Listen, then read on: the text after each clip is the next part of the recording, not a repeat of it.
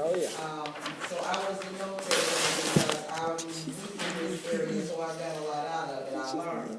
And we'll let Jeremy, actually talk about investigate, because we brought, the group collectively brought up how much, and you see I did make a lot, I do a lot of shorthand, how much dollars, that means money, where it is going and where it might be coming from. And Jeremy can explain that more, because that was his comment actually around investigation and where I learned. And then he talked about a family model. So I guess we're going to do biblically, first shall be last, and here we are. Investigate, a lot of this investigation has been done by the Parents Campaign. And that's the first place that I go to look, and I suggest everyone else go to look. Their website, Southern Echo's website. But we underfunded NAEP again this year, I think by $263 million, something like that. And what we need to do as a group and as a community is, why are we underfunding? Where are we spending money? Where might we be getting money? And the family model that gets referenced is, we're, as a state, it's like a family. I mean, you got certain things you have to spend money on every year. You've got to pay the rent, you got to buy the groceries, you got to pay the car note. If you're sending your kids to school, you got to pay for the school. And ideally, yeah, you might put a little money in savings, but if you're not making the house note, you're not paying the tuition, those things aren't happening. And this year, I think we put, someone correct me if I'm wrong, but over $200 million into a rainy day fund. If we're not funding education, it's raining in Mississippi. So we need to take a good look at the state budget. There's no reason for us to be putting money in a rainy day fund if we're not fully funded in the NAEP. The statute says it's supposed to be fully funded, and I'll talk about that with you all later, I guess. It's my turn to come up, but the first thing we need to do is a solid grasp of the budgetary facts when we go in to make our argument to the legislature. And I guess that moves into educate. Who's going to do education? So when we talk about education, educating the community was not only about fund schools, but to particularly fund public schools and to get the idea off the table about the charter schools. We wanted to do that through the PTAs, PTSAs, community town halls, advisory councils, churches, homes, after-school programs, anything where we can meet with people and educate them on all the information that we get from investigating. Particularly churches and homes, because they are neutral versus, your typical PTA meeting. Sometimes it can be a little political, so we want an open forum to really share information with people.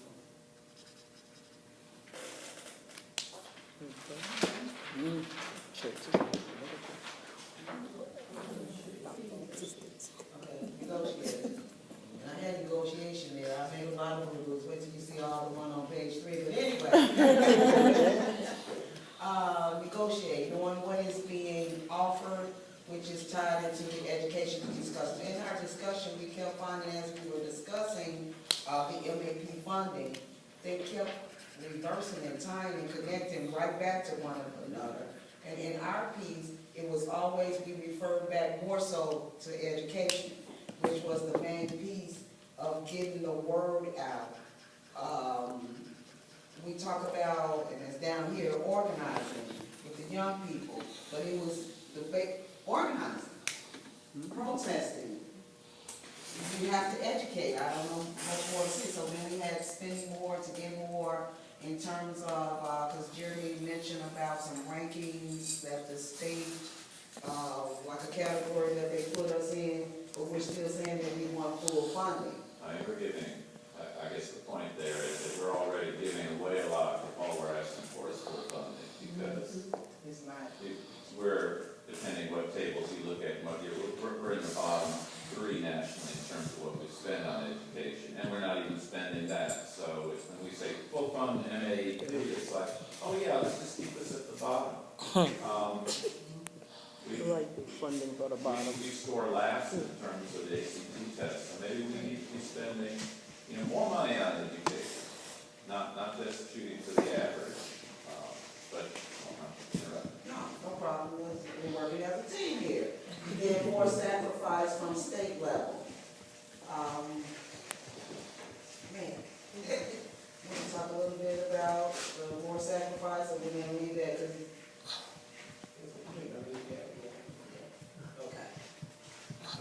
big question mark, should have been a real big one.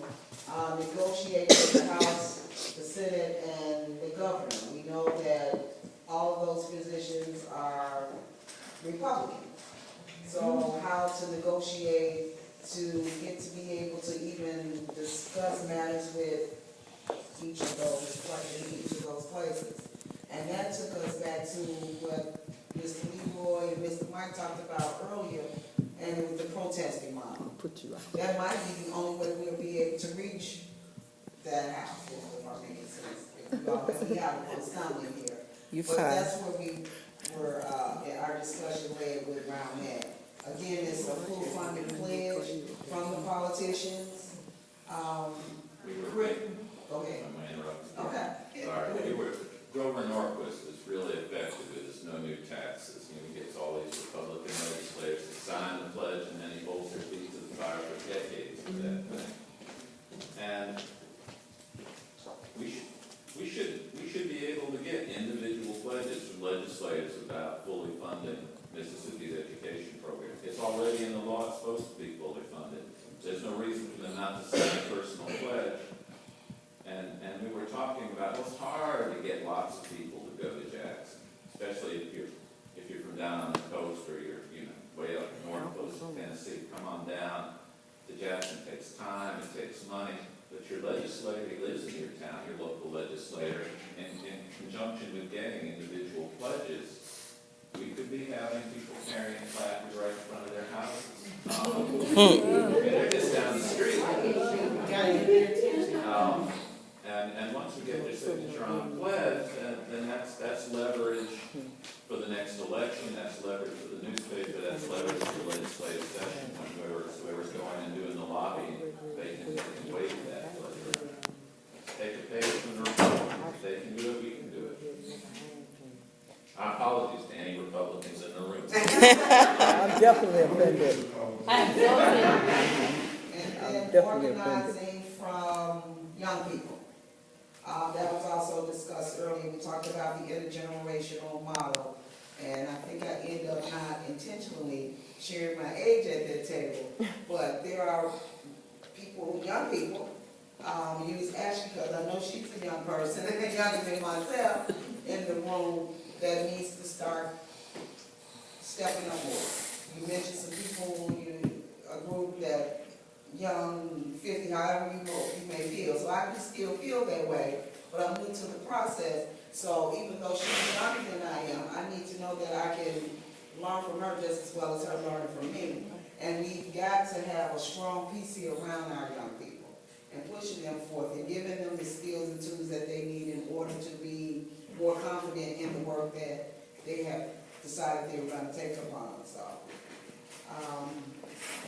also negotiating with parents and community for their continued involvement. I think that says in itself just what it says. They need to stay involved. But in order to get them to this point, we're going to still keep coming back to educating. It's about organizing.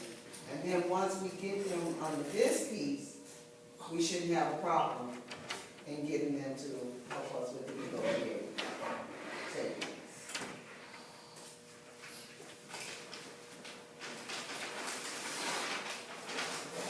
Part of what we talked about with that Bobby Wood, negotiating, with keeping the parents and community involved. I just want to add one thing that, a lot of times parents become disengaged and their child is no longer in school. For folks to really realize that education affects everything, regardless of if you have children in school or not.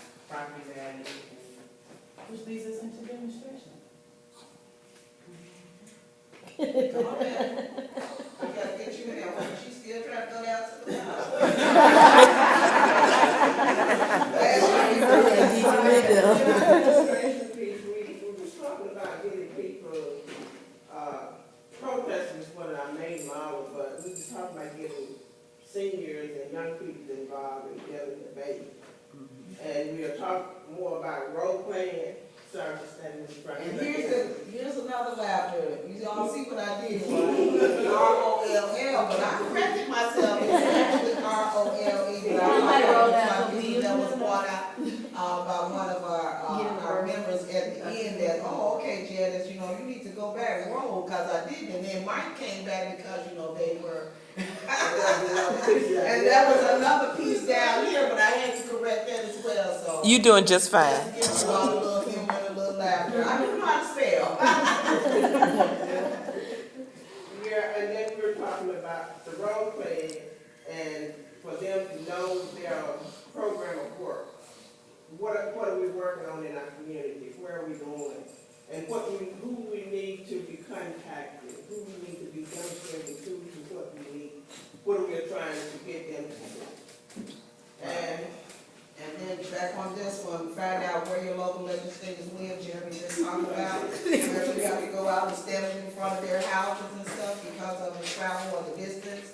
If you know this information, you can still, and then there's still protest about it. Because as long as you go on the sidewalk, you're not on anybody's private property, and you can go out there and let them know your feelings. Now we know that you step around. She actually wanted to find the work in order to fill the base, and we all can probably get you on that, because I definitely want Mr. Jeremy to do that.